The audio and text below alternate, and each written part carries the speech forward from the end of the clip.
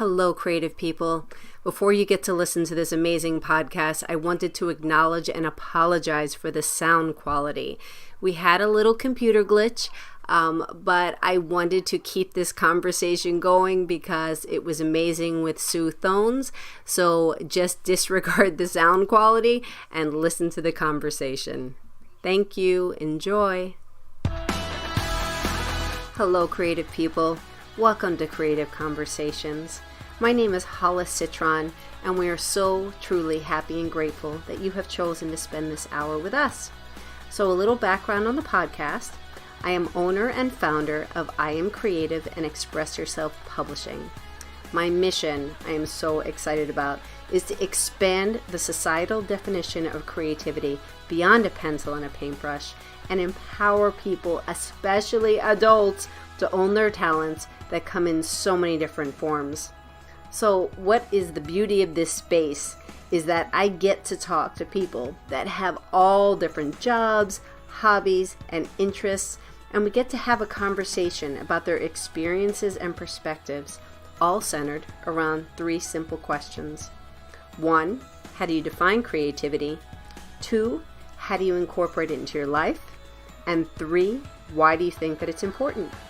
And then we have a free-flowing conversation and we see where it goes. And so many incredible things come up every time. So I have been so grateful to have spoken to such a wide variety of people. Real estate agents, personal organizer, lawyer, Reiki masters, doctor, and so many more. And the idea is that by sharing their stories, we get to explore the space of expressing yourself, giving yourself permission to take time for your interests and explore possibilities. And I promise you, by doing this and incorporating it into your life daily, you will feel more empowered, connected, and dare I say, happy. So on that note, I suggest you check out all that's going on with I Am Creative and Express Yourself Publishing. There are so many opportunities for you to be able to experience a variety of things. I have experiential kits. You can dive into and find out about your creative shui and what that is. There is opportunities to be in a multi-author book. So much going on. You don't have to have any experience. The whole idea is that you get to dive in and explore and play and have fun. We get stuck in all of this adulting stuff. Enough of that. So I want to introduce you to my inspiring guest for today, which I promise will be an amazing conversation. So my inspiring guest today is Sue Thoens. Sue is the founder of the Ben Project. She is an entrepreneur, a business coach, and mentor. Several years ago, life hit Sue hard when she lost her husband, her family business, and everything they had worked a lifetime for. As a former corporate executive and business owner, Sue felt helpless, and as she faced the realization that she was in her 50s, working for an hourly wage and drowning in debt, made choices and decisions, and she created this amazing space called the Ben Project. So Sue, welcome to the space. Well, hello, Hollis, and happy Saturday. Happy Saturday. Again, I apologize for all of that. That was totally on my end. When you're trying something different, like wearing headphones, totally messed everything up. Well, I think if this season has taught us anything, it's that we just need to be flexible with whatever life throws at us, Exactly. Flexibility is such a good thing. So, Sue, so I kept you have so much to say, so much in your bio. Please tell us a little bit more, give us a little bit more of a backstory about who you are and your story before we dive into the questions, please. Well, first of all, Hollis, thank you for allowing me to come on and share with your audience today. And my heart is always that in telling my story that I can add value to people, to encourage somebody else to, maybe move forward into stepping into their purpose in life, and to just make their day better. So a little bit about myself. I'm 57 years old, so which is hard for me to believe because I don't feel that old. But nonetheless, I've had a lot of life under me, and like many people my age, I was a child of the 70s and 80s, and my parents, I told me, go to school, get an education, and to pursue a career. And that's exactly what I did. And I had a great corporate career for probably about 15, 16 years until, the corporate environment started to change. And I worked for great people. I worked for a big company. And because of that, I was afforded quite a bit of opportunity to explore different things, to use my gifts and talents in different ways. And, and it was great. But the landscape began to change. And, when I was in business college, nobody ever explained to me that when companies go and split their stock, one of the things that they will do is they'll get rid of employees, because employees are very expensive, number one, but number two, when you do that, you can immediately inject cash to your bottom line, which therefore values your stock at a different level. And nobody ever explained that lesson to me. So at the end of my corporate career, I wound up getting downsized several different times. And as you can imagine, the older I was, the more experience I had, which, from my perspective was a good thing. It also made me more expensive in the marketplace. And I never had looked at myself as a commodity, until that point in time. And so I wound up going through a whole series of downsizings, and it was hard. It was hard because I always felt like I gave my best to the company, and it was a part of who I was. And that was really probably the first time in my life I felt like my identity was questioned. And I went through, like I said, a series of downsizings, each one made, just different environments that it put me in. But I wound up with, my children were young at the time, and I wound up on airplanes, and I was traveling, and it was not, the American dream that I had been pursuing graduating from college. And it was a hard season. But at the time, my late husband also had pursued his second career, had gone from owning a tree service. He went back to school to become a chiropractor, and he opened up his practice and got his practice to a point where I was able to step out of corporate America after I had gotten, I call, kicked out the last time. You get downsized, you get separated, there's never any hope of counseling. And so I said, they kicked me out. So I got kicked out the last time and was able to join him in his practice and come on and handle all the office management and insurance billing, collections. And we did a lot of health and wellness talks together. We had a sports chiropractic business, and that was all great. We raised our girls. We had two businesses. We had a big, what I would say, a hobby farm. We had horses and cattle and other things. And, life was great. And, and I tell people this, is that I really didn't learn the lesson, which had happened to me in the first season of life, was that, life can change. I had gone through some things in my career and then was able to join my husband, but I didn't really grasp the lesson and put ourselves in a point of being prepared, or put a plan B or a plan C in place for life could change. And, suddenly happened to me again. My husband's health failed, and he wound up passing away. And in all of that, because I was not a doctor, part of the law is in the state of Oregon, if you're not a physician, even though I owned all the shares of the stock for our company, I was not allowed to own the practice. So I found myself, I had lost my husband, I lost the practice, and lost my job, lost everything. And then unfortunately was left with huge medical debt. So that's why I said I lost everything in the process. And, and life hit me very, very hard. And I found myself this time, instead of being in, my late 30s, early 40s, I was in my 50s going, okay, what am I going to do now? I've been out of corporate America for a while, but, hey, I've got all these skills. I've got this great education. I've been an executive. I've been a business owner. I'm marketable out in the marketplace. And hired did what any person my age would do, is, hired a headhunter, and got nothing. And I found myself in my 50s being offered jobs for an hourly wage, going, oh my gosh, I haven't been here since I've been 21 years old, and what am I going to do? So, I swallowed my pride, which, I'll tell you, very hard, because I thought, man, I've got, these gifts and these talents, and I know what I can do. I know how I can perform, and nobody will give me a chance to use those in the marketplace. And that was a very hard season of my life. And again, losing everything to losing cars, losing our home, losing, like I said, everything we worked for. But I said, okay, Sue, you're in your 50s. What are you going to do? Are you going to wallow in poverty for the rest of your life? Or are you going to find some way to pick yourself up, dust yourself off, and move forward in life. And, I wish I could say it was an overnight exercise. It was not. But I was fortunate in all of this to get connected to a group of business people who offered a business model with coaching and mentoring. And, a business model is great. I said, I've got to own something. I've got to do something where I can put my effort in and I can get results alongside what I was doing, which was working for the hourly rate. But it was the coaching and the mentoring, Hollis, that made all the difference in my life. And although I had had a corporate career, I had gotten management training, but I hadn't gotten coaching and mentoring. A coach really is somebody who gives you skill set. Just like you look at it, if you played baseball, you'd have a hitting coach, you'd have a throwing coach, all the different skill sets. And in life, one of the things that I learned was, man, so you need a coach. You need somebody who's going to show you and teach you how to set goals for your life. What does it look like? You're, 52, 53 years old. Where do you want to go?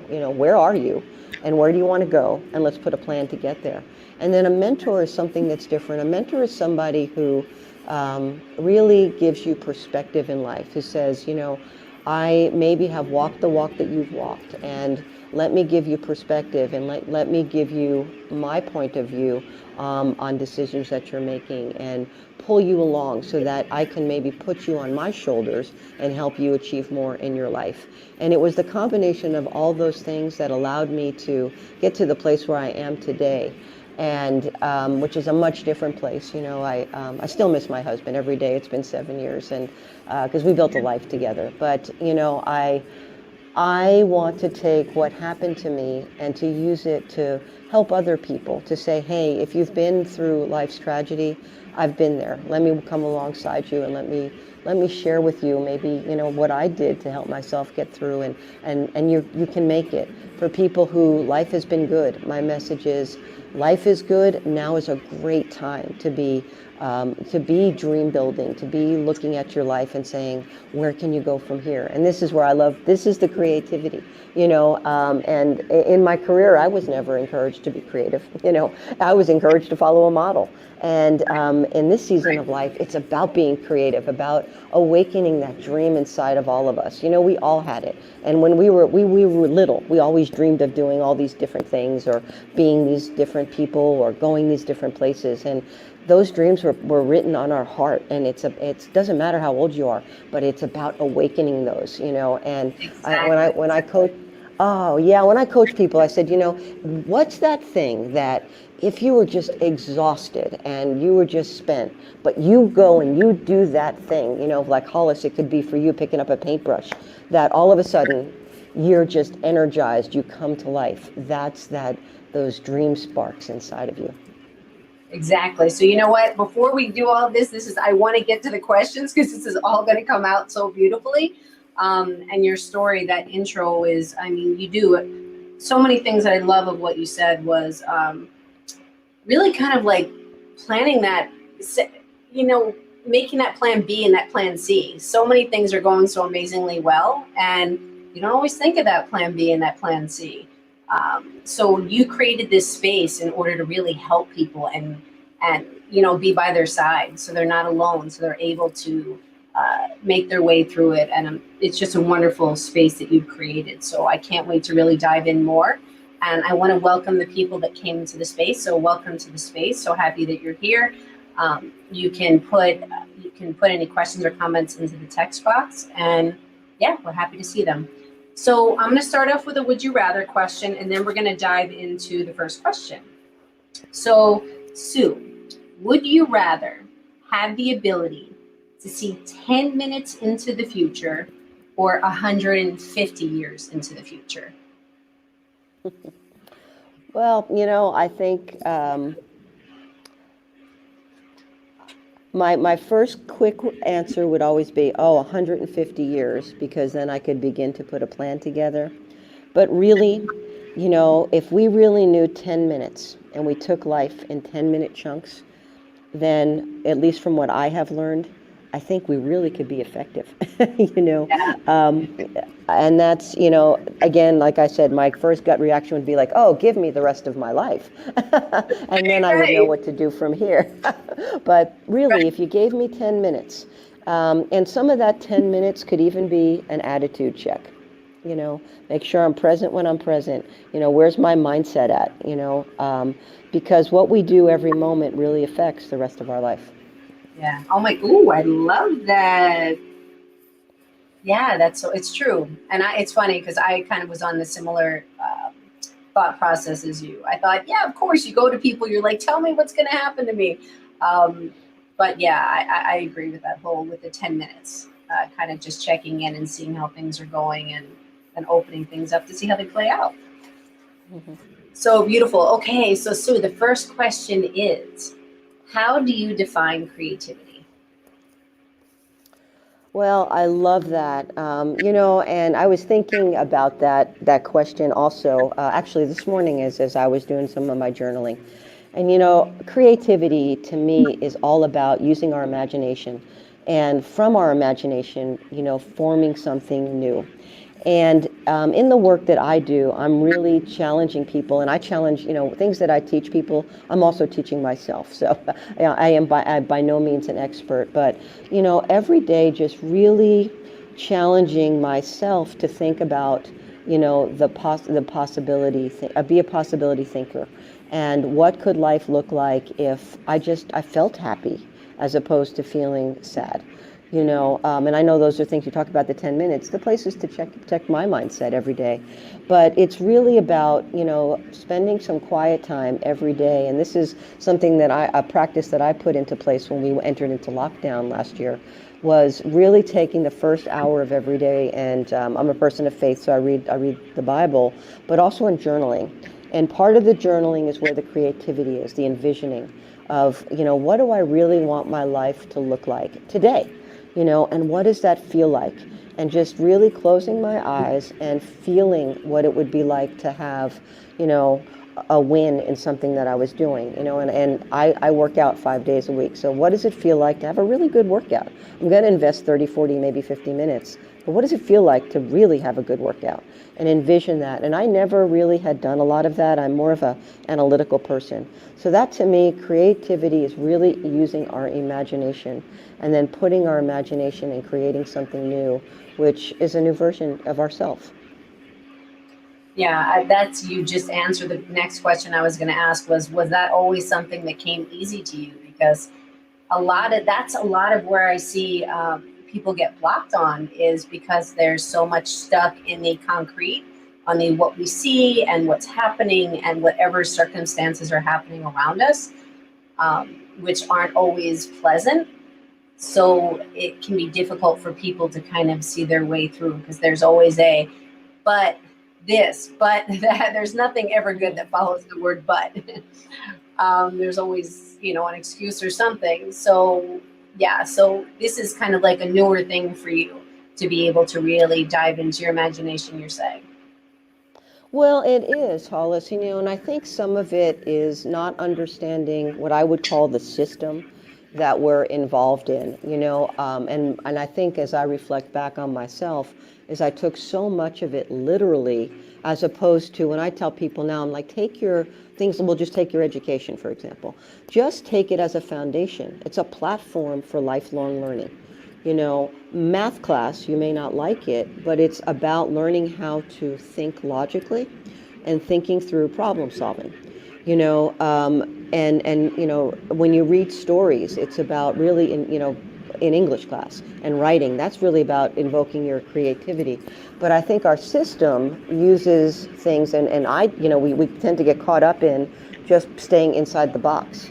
And it can be, you can just stay inside that mediocre box, and years can go by. And that, I speak for myself. I wasn't creative enough. And now I'm really being intentional about being creative and, awakening those sparks inside of me for the things that I like to do. It may be that I don't think that I'm good at painting, but why not try it? Why not see if I have a creative art expression?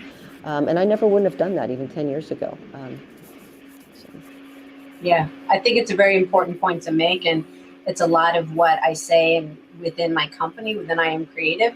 But being an art teacher for 30 years and getting that label and going to art school, and it would make me nuts, which is my which is my slogan, that creativity goes beyond a pencil and a paintbrush. Because as soon as people, you go through your, what do you do? People say, I can't draw a straight line. I'm like, good. I'm glad. Like, straight lines are kind of boring, and, there are so many different kinds of lines to make. And they're like, I can't paint. I'm like, neither can I. Like, I went to art school, but that's not my thing. That's not my expression. It's not my voice. So what I found through my whole 30 years of teaching was I found this consistent message that I was kind of trying to get through and help empower people to understand, is that creativity is your voice. That's how I define it. Is it's your voice. It's what feels like comes naturally to you, and you just get into that zone. You get into that space. But it also is that space, like you just said, where you can pick some. You use the example of picking up a paintbrush, even though that might not be your thing, but you want to explore it because you're interested in it. It's like, I like to sing. I kind of suck at it, but I like to just go around with my daughter and I sing at the top of our lungs because it's fun. And because it feels good. It's kind of like that picture of the child dancing in the rain and jumping in the puddles, Right. Right. It's like allowing yourself to use your imagination, like you say, to be playful, to see yourself, like you use the example of exercising and seeing what that would feel like. So you can actually, you're envisioning it in order to make it come to life. Yeah, and I think again, these are just, I could say, lessons that I learned after I thought I knew it all. Is that we are creative beings, and I think society puts us in this structure, and then we don't really step into our thought potential and our human potential to use it as just a framework or a building block to build the rest of our life. That's just some of what I have just really been reflecting on. And because, like you said, singing with your daughter, and my daughter and I were in the car yesterday coming back from the grocery store at the top of our lungs singing a song that we both knew. It was so much fun. But, too, is to have the joy of a child, and somewhere along the line, we lose all of that. We get too serious. We get judgmental. And, really to be, I think to me, too, some of the things with what our country's gone through here this last year is just really to embrace everybody's differences and stop being, our culture causes us to be so judgmental, and to let it be. We're supposed to be different. And how great is that? And let's get a little bit more childlike and enjoy the moments that we're here on planet Earth, and the moments that we're interfacing with other people, instead of being so serious all the time. And I just call it getting, I've really learned to get over myself. Yeah, get over ourselves, exactly. So I was going to ask you, so like within the business realm, in the different spaces that you were, and one of the fun facts I didn't get to read, which I wanted to read, was about your most interesting pivot came when you inherited a medical marijuana grow and became one of the first licensed farms in your county. Yes. That was about, well, I guess I kind of jumped from thought to thought, but okay, I want you to get to that, but let me jump to the first part of what I was going to say, which was, in those spaces that you were in the business space, did you feel like you could be, I know you said that you were restricted, but did you have a lot of creativity that you felt like you could put in and they kind of didn't allow it to happen? Or did you just, was it just not kind of flowing out at the time? I think it wasn't, it really wasn't flowing out at the time. And I was in sales. And so in sales, we had formulas. These are the things you say to customers. This is what we do. My creativity always came with a lot with storytelling. I enjoy talking with people. I love people. And so I always would incorporate a lot of that in relationship building in sales. And as a result of that, I was able to migrate to larger customer sales, which were built upon relationships. And I enjoyed that. That allowed us some creativity within that. But, the reality is it's not, a job, even as a professional, is you're you're manufacturing results. And you're operating within you're operating within a framework, and your whole goal is to bring profits to the shareholders in a big corporation. That's what you're doing, is you're creating work that creates profits. And when you start to understand that's what a job is, then that's where I say the lessons learned is like, okay, that was what it was, and it was good. But then outside of that, what did I need to do to fuel my passions? And I never really did much of that until this season of my life, because I never really thought about it much. Right, because you were go, go, go. When we had spoken before, you were on planes a lot, leaving your kids behind, with your husband, because you were traveling for work. So there was just a lot of moving time. Yes. Yeah.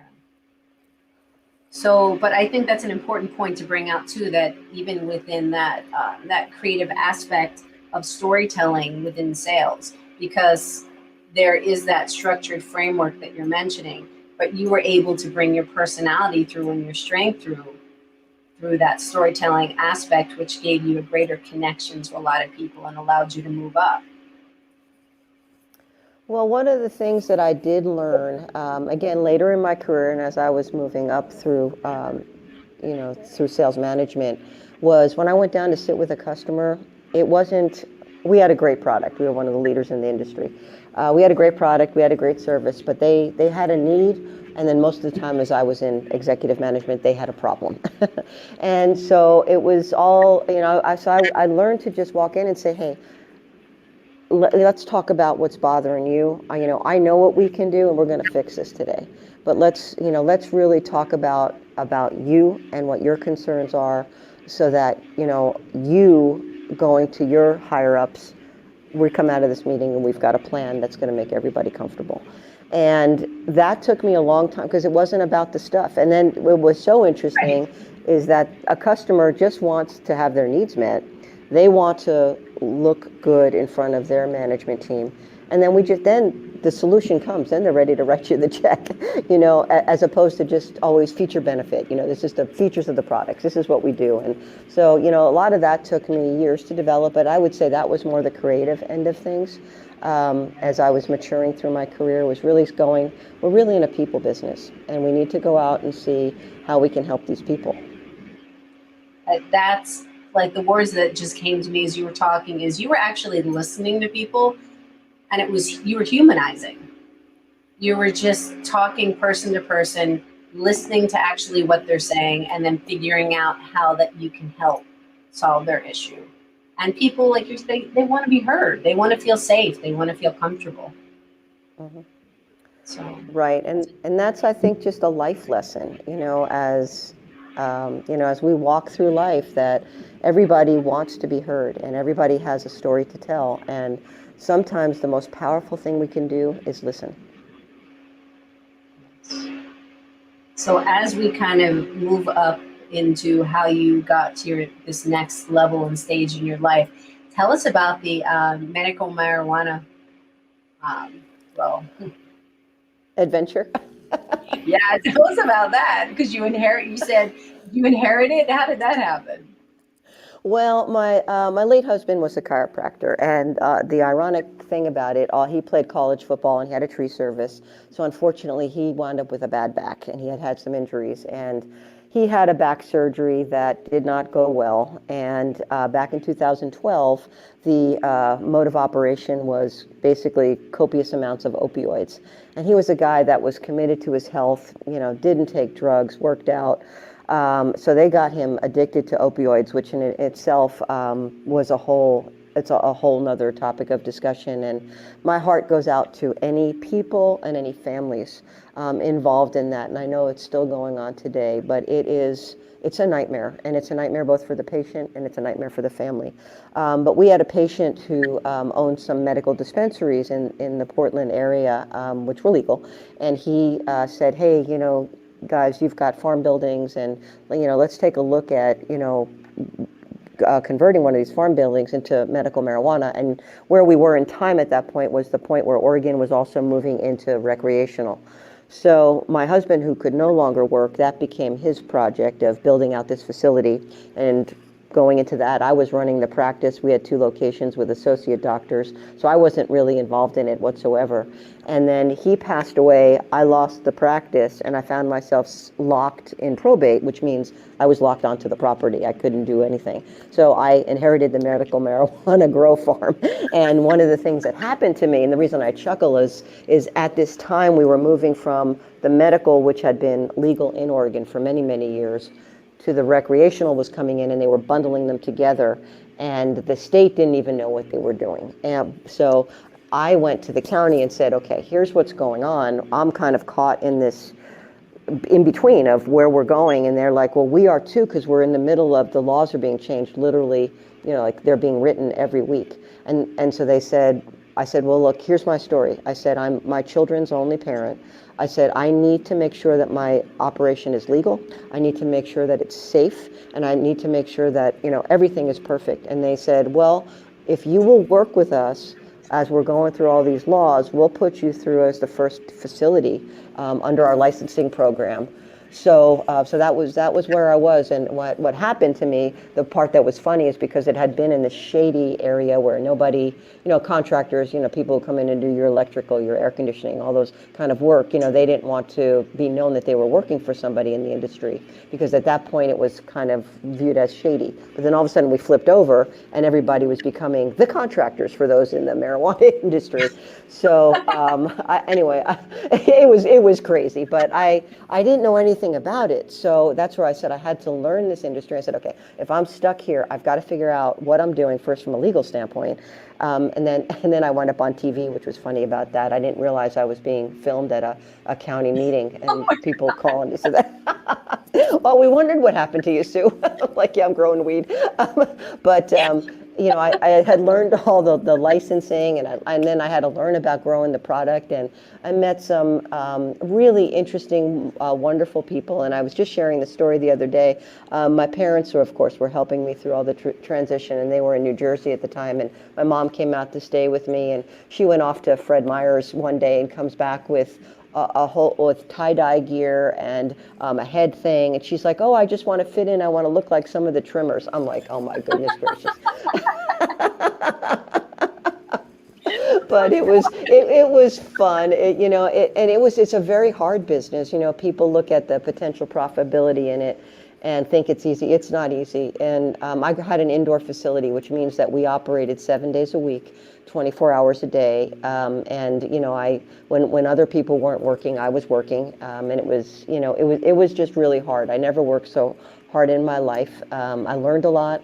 I'm no longer involved in that industry. It was too much for me. But it was an interesting point of time, and it was interesting to be in the infancy of something and watching the legislative process, and then being on committees that were involved with that as the laws were being formed, and giving input to the whole process, and just seeing our state come through that. So it was a real interesting learning experience. I literally smelled like marijuana for almost 4 years. I couldn't even smell it anymore.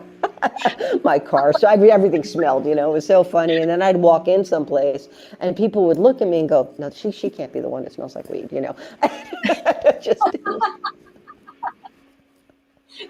anyway, it was an adventure. It was really an adventure. But I met some wonderful people, and I met some folks whose families have been involved in the business. They were 4th generation.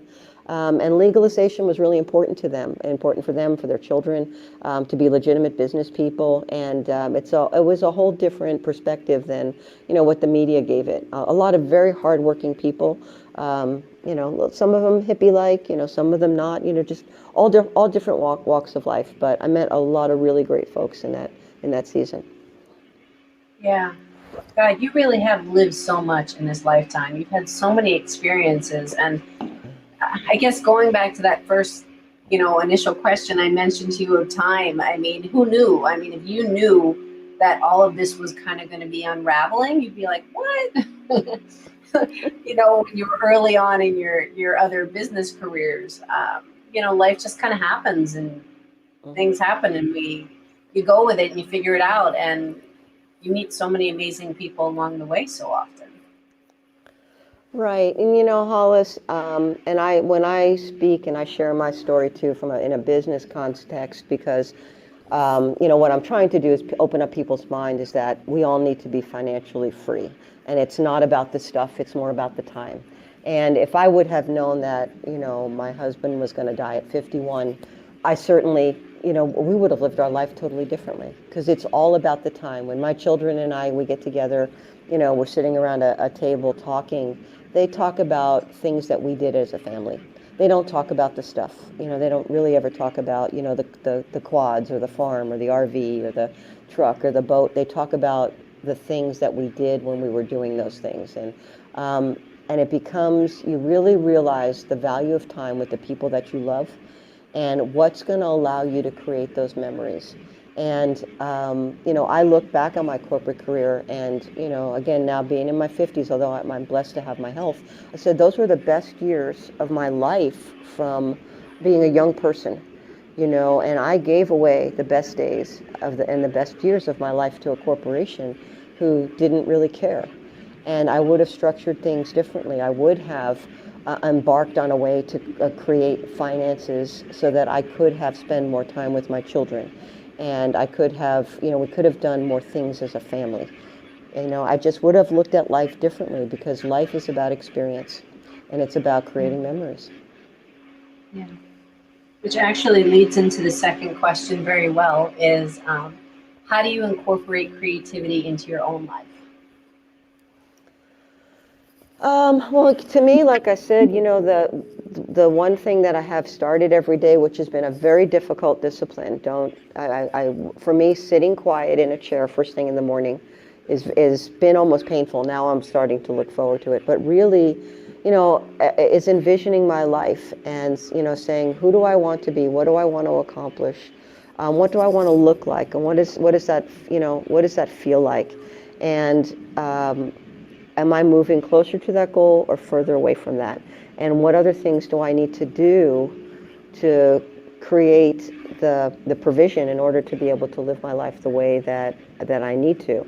And my daughter and I were just working on that, yesterday, because I'm going to be expanding part of my company in order to be able to do some other things for ourselves and to build a legacy. But my biggest thing for me is to be able to create memories with my family. I now have a 2-year-old grandson that my daughter and her husband have blessed me with. But for us to be able to spend more time together and doing things, traveling. I want to travel with my family and see things and experience things, experience other cultures together. So that for me is really, what does that look like? And, what could it look like in a world of possibilities? And then, for me too, it's about what causes that pull at my heartstrings can I affect in a big way and make a difference, to make a difference in the lives of the people that they're supporting. And that's something that's really important to me as well.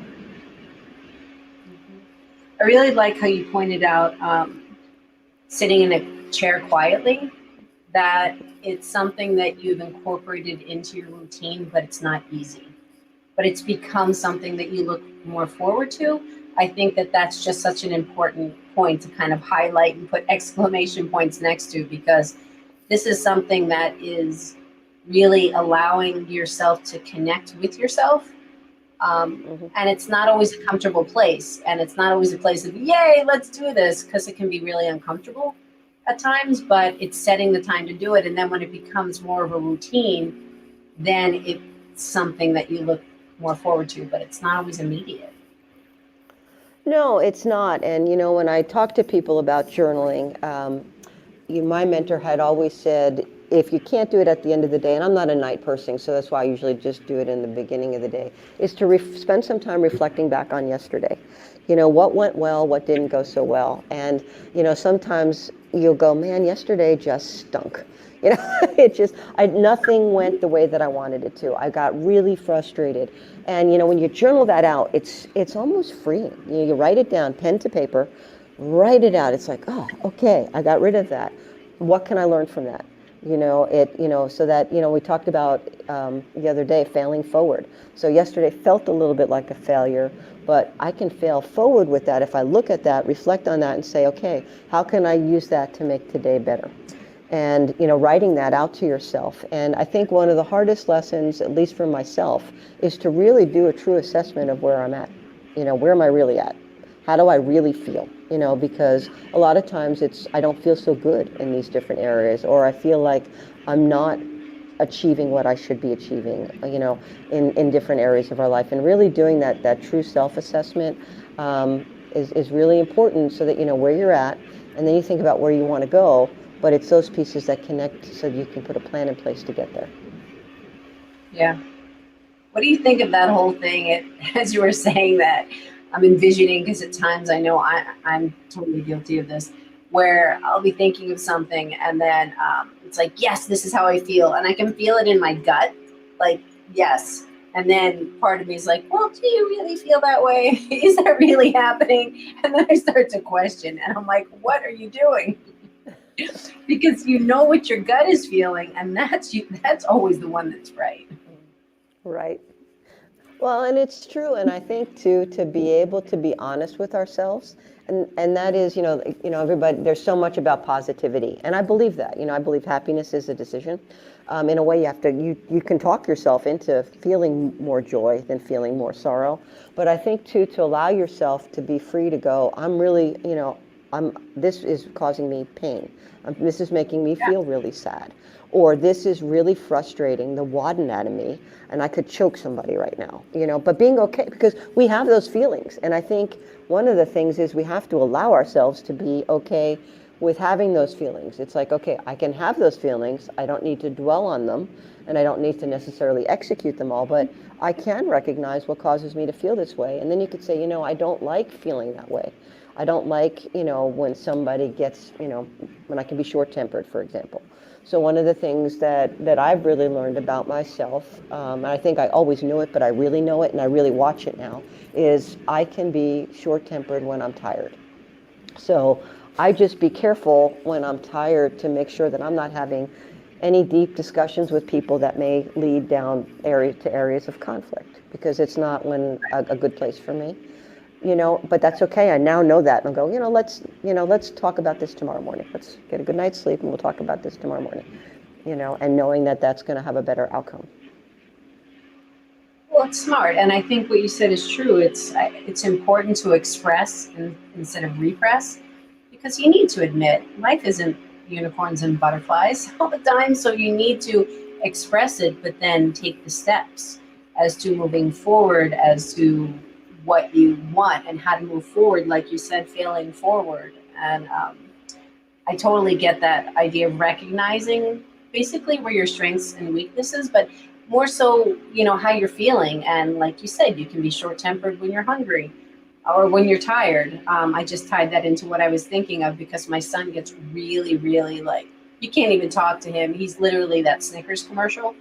He'll get so irrational. And then I'll stop and say, like, have you eaten today? He's like, no. I'm like, just eat. Like, I'm not talking to you anymore. I don't understand why I just went down this whole rabbit hole with you.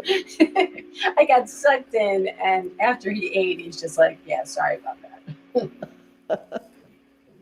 Yeah. We as humans are funny creatures. We are. I wanted to ask you this, and I don't know if you can talk about it before we get to the third question, but you'd mentioned that you said to your daughter that there's an expansion off of your business that you're creating, or can you talk about that now, or is that a work in progress? I'm actually going to do an actual coaching company. It's going to be called Coaching with Sue. And I'm going to, in that, offer extensive one-on-one coaching. I'm going to create some classes that we're going to, content courses that we're going to put up on a coaching platform. And so I'm going to really put some formality behind it, so that people can go ahead and engage with me in that, outside of the people that just engage with me inside of the business opportunity. Inside of our business opportunity, because of that, I do that coaching, but the way that I get paid through compensation is through the business itself. So this is a way that somebody who says, hey, that business is a great tool, but it's not the tool for me. I'd love to just take part in your coaching services. We're going to create a separate company for that, which I think makes tons of sense, because there are people that, would love to learn some of the things that we're learning, and I know we can add a lot of value to. So that's what we're going to be doing. Wonderful. Congratulations. Excited for your new ventures. Thank you. Yeah. So moving to the third question, which is basically kind of a wrap up and touching up on things that we have already said, but why do you think creativity is important? I think creativity is essential because, that's what makes us, I think, different than other species. It makes us different than a dog. We as human beings, we have a creativity inside of us. And, those are the desires that are written on our heart that we all have. And like I said, I think that life and the structure of the world can sometimes, beat it out of us in a way, exhaust us, and again, I speak from my own experiences. When I was in corporate, I was a machine, and then I had a young family, I was busy, and, I didn't really have any bandwidth for creativity, but that lasted, and that took 20 years of my life. And when I speak to a younger person today, I said, evaluate how you'd like to do, and how would you like to live? That's really the question we all need to ask ourselves. How do you want to live your life, and what does it really look like? And I want you to take the constraints of time, money, and what you're doing today off the table. But close your eyes and said, if I could build my dream life and I would wake up, what would it look like? Where would you wake up? Would you wake up someplace different? Would you live someplace different? What would your day look like? What would be the things that you would do? And all of that is creativity, Hollis. It's thinking, it's tapping into our feelings. And again, like you talked about your strengths. Those areas of our strengths are those areas that energize us. And John Maxwell, who I love his material, and he mentors our organization, he talks about, in our areas of our strengths are where we can achieve excellence.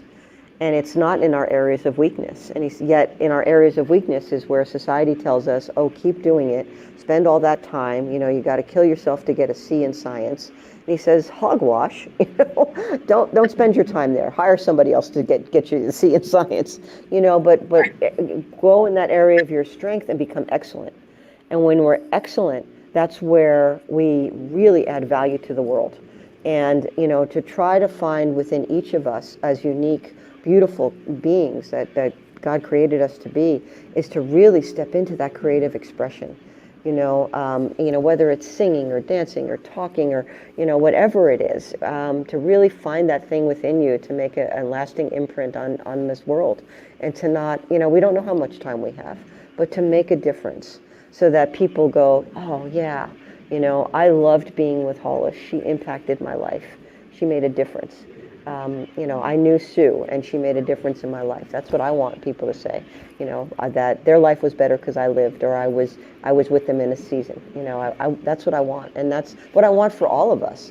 And I'm saying that we can have it. We're just not programmed to have it. We were created for excellence, and the world programs us for mediocrity.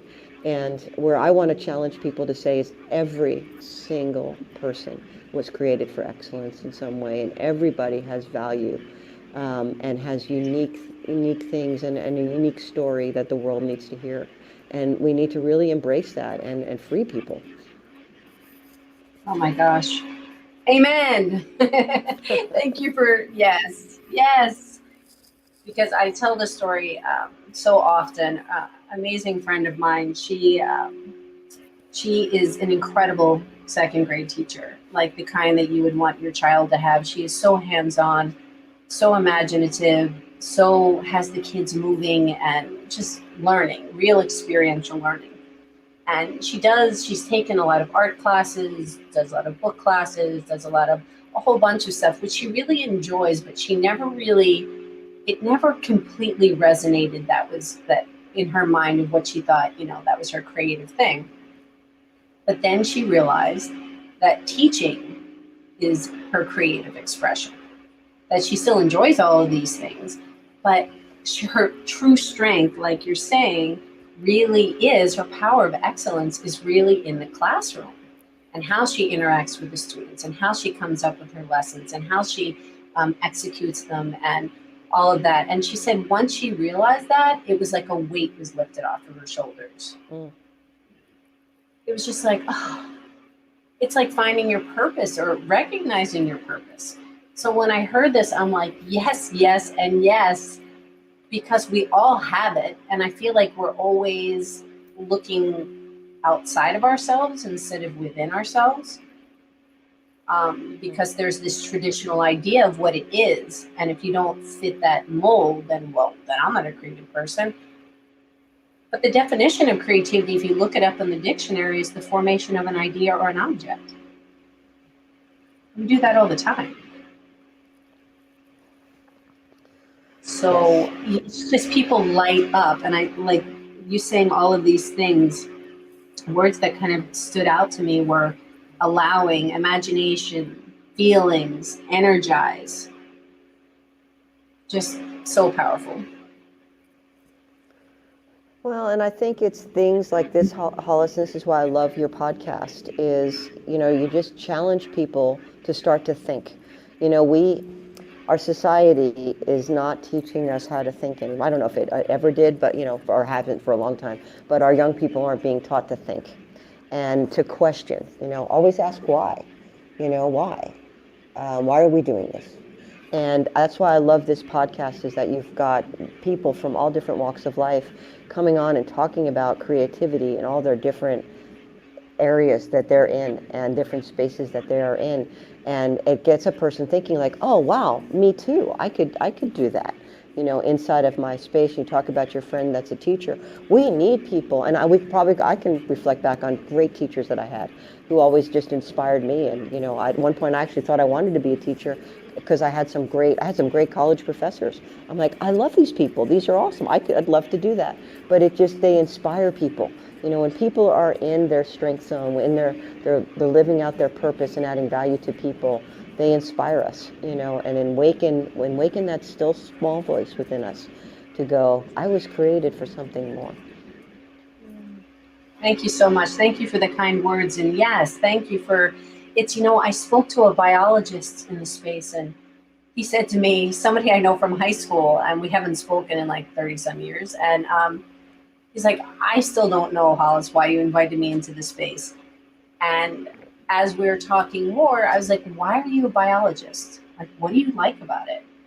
And he said, well, when I look into the microscope, it's sexy. Like the colors and the shapes and the way the designs, it comes together. And his voice, his tone totally changed. From instead of being this kind of questioning, he started to sound more passionate about it. And I was like, well, that's exactly what we're talking about. Like, we're talking about, like, as you're putting it, your strength, your passions. Like, I'm amazed at what you do. I mean, you're looking at these molecules and all of this stuff and making sense of it and coming up with, solutions to things. And I mean, that's amazing to me. I mean, that's incredibly creative. So, yeah, I just felt inspired to share that. Oh, that's, and that's awesome. And that's, goes back to one of the things that I've been really trying to be intentional about as I meet different people is about them, and I love why do you do that? Why are you a biologist? When you ask somebody why they do something else and all of a sudden you get this, this answer. I connected with a friend of mine from high school. It'll be 40 years in June. That I hadn't spoken to him, and he's an accountant. I said, why are you an accountant? He goes, oh my gosh, I just love tax law. And I was like, oh my goodness. Oh my goodness. I don't know if I've ever heard somebody say that. And then, he was just sharing on how fascinating it was. And I was just like you said, his whole tone of voice just completely, he was energized and passionate about that. And I said to him, I said, we need people like you to be excited and passionate about tax law, so that we all make sure that we're abiding by it correctly. Exactly. And, so we can go to you. Go. Yes. Yes. So we can go to you and say, please help us, because this is totally overwhelming and making me nuts. And this is your happy space. So, Sue, this has been so wonderful, and I appreciate everybody who's jumping on. We're getting to the top of the hour, but Sue, can you please tell people how they can find you and connect with you? Yes, well, again, thank you for having me. Thank you, everybody who's taken the time to listen to this. And I would encourage you, if you haven't go back and listen to some of Hollis's previous episodes. She's spent some time with some amazing people. I know I've only gotten through about half of them, but I've enjoyed every single one. For myself, it's the easiest way to get connected with me is to use my Bend Project website. So it's www.bendproject.com. And when you hit the landing page up there, one of the first things it'll say is, connect with me, book an appointment. If you hit that button, you can schedule a free phone call with me or a Zoom call with me, and let's just connect, and we'll say hi, and just to get to know each other. No commitment to do anything, but I'd love to talk with you further. So that's the easiest way to get a hold of me. And then for those of you who are listening, I'm on social media. The LinkedIn platform, I'm Sue Thoens, Thoens. Facebook, the same.